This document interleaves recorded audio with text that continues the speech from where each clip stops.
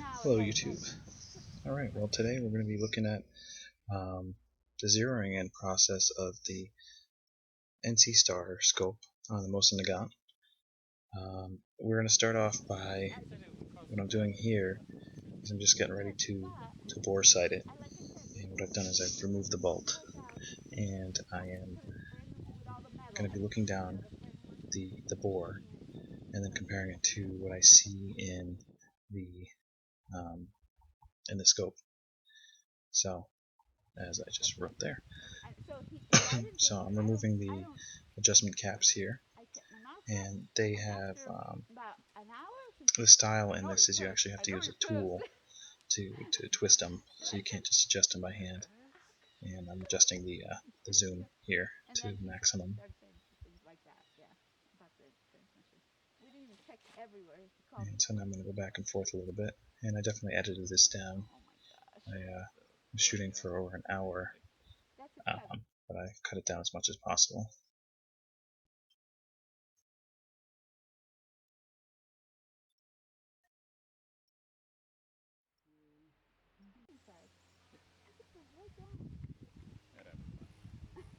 For real? For real. You know why? You know why? Because you did this first. Yeah.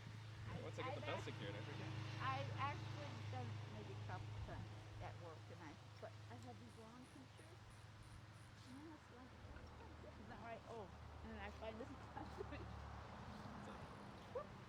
So I'm just going back and forth now, checking everything out. And my hat was bumping into the scope as I was trying to get in close to it, so I flipped it around. Who used to do that?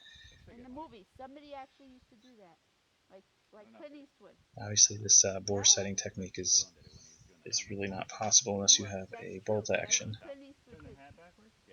But obviously, with the bolt action, it makes it quite easy because you can take the bolt out and look straight down it without any kind of special anything.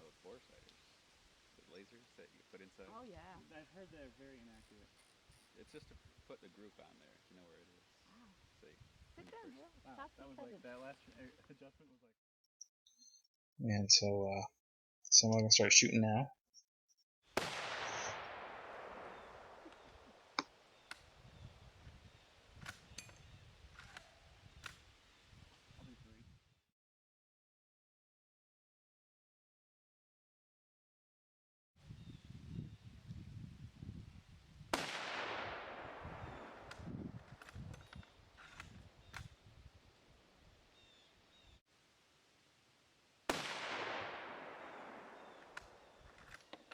See that one? Like you said, low to the right. Yeah.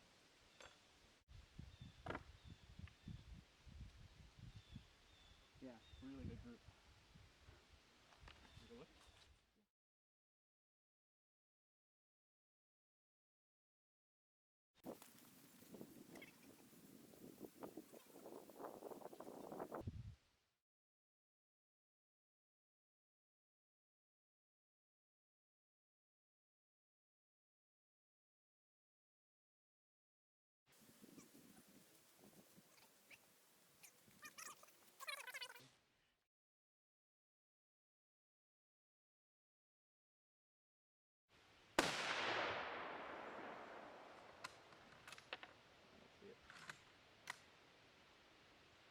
Did they go the wrong way?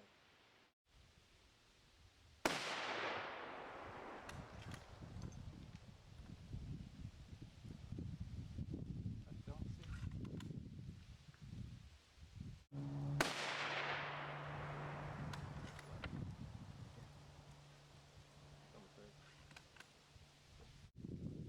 Hey dear, what? Oh my eye!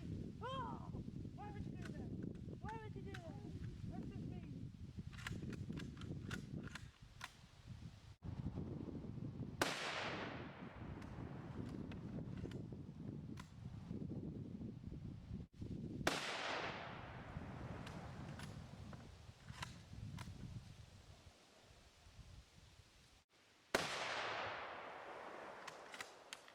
That sounded a little more aggressive. So at this point, after shooting our second grouping and third grouping, second grouping, I don't know if you can see that it's down and to the left a bit there. So we had adjusted too far, and So now we're going to come back and shoot another grouping with making some more adjustments.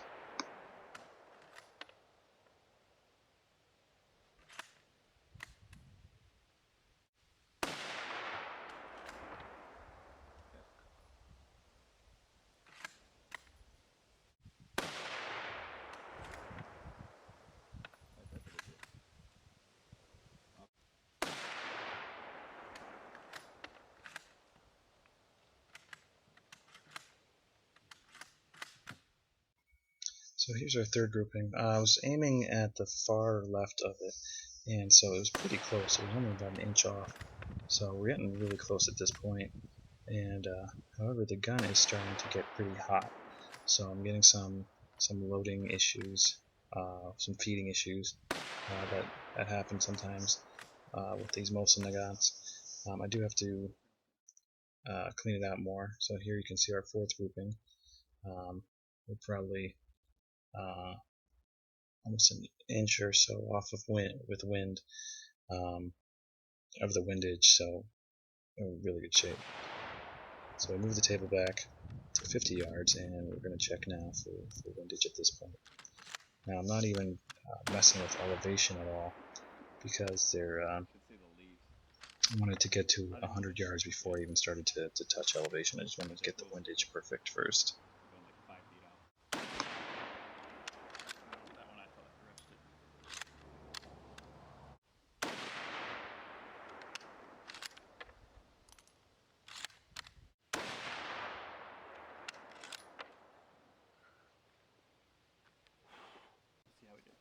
So I just blew the smoke out of the barrel there. I don't know if you saw it. Might want to rewind it.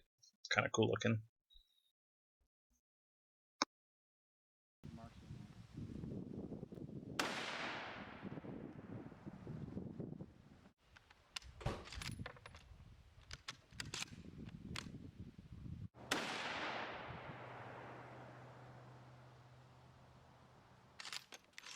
So at this point, I had another rim lock episode, so it took me a while to get it back to shooting.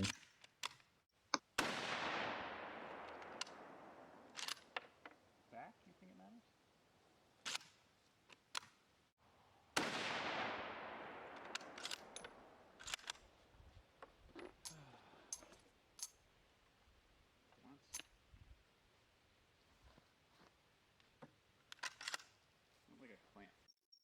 And every time we go up, I'm taking the bolt completely out of the gun, and the gun is unloaded, so there's no chance of it being fired.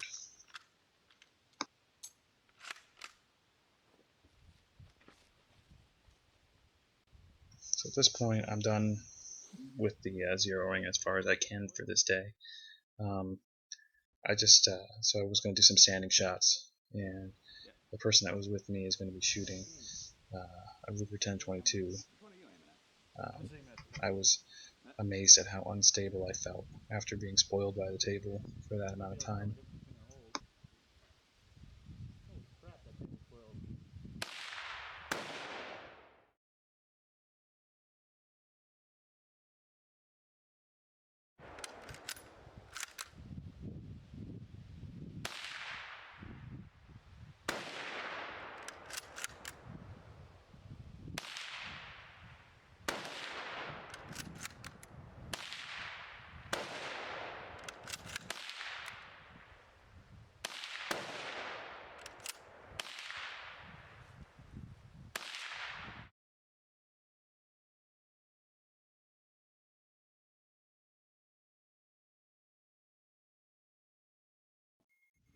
So the guns you're seeing here, the Remington 12 gauge and the Mosin Nagant, I've done a couple of videos for each of them, kind of stating what I've done here. The 12 gauge here is has a modified stock and a green dot, red dot sight on it. The Mosin Nagant has a stock and a scope added to it. So a lot of stuff done to these. So check out some of my other videos and you can see what I've done with these guns and some information about them.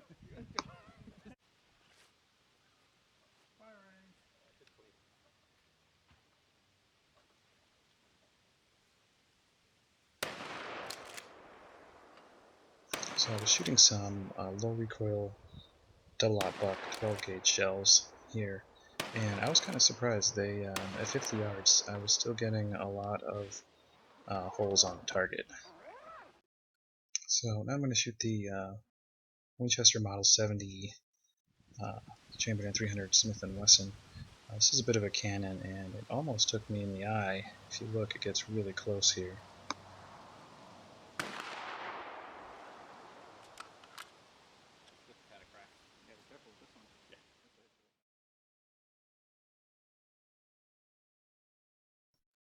And now I'm going to be shooting a unique little gun here. I've only seen this once. Bolt-action shotgun with a rifle barrel, and we're going to be shooting a standard slug out of it. Yeah, dead battery. So here you can see the spread of the 12 gauge holes. So it was a pretty big spread, but at 50 yards, I'm a little bit surprised. And the 22 grouping was from my friend who was shooting with me, and you can see some of the other holes that I marked there. And on the back here, you can see some of the outgoing holes through this plywood here. All right, thanks for watching. Goodbye.